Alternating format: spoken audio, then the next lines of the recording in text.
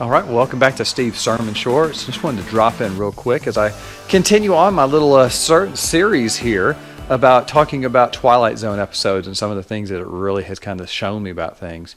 One of a better episode that Twilight Zone has is called The Howling Man.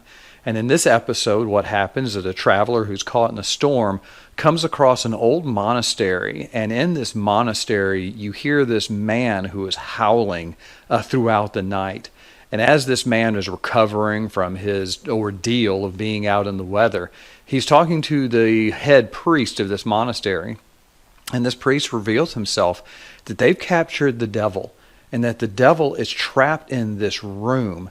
And because of that, that's why there was peace in the world. That's why there had not been a lot of tragedy and stuff going on.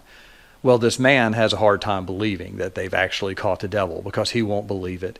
So he finds out who this howling man, he goes and tries to talk with him, and this man says he needs to be released.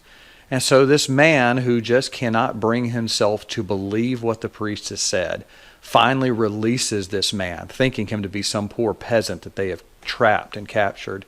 Of course, this man really does become Satan, and he really had been the devil the whole time. And this takes place right before World War I. And so because of this, World War I, World War II, and so much happens. And the whole point behind this was what Rod Serling wrote with it was that, you've got to be on the lookout. Evil is around us, and we've got to be prepared for it. Well, of course, as we know that evil is personified, that evil is brought about through Satan and his work. And so we must be on the lookout for that as well. If we fall to this trap like this man in the Twilight Zone episode did, where we just discount it, oh, it's not real, it's not a big deal, don't worry about it, then what happens? We see our world as it is, a world where evil is triumphing over so many things. But what we must always remember is that there is evil in this world. In 1 Peter 5:8 it says this, "Be of sober spirit, be on the alert. Your adversary the devil prowls around like a roaring lion, seeking someone to devour." Do you believe that, or do you just try to chalk that up to myth and legend?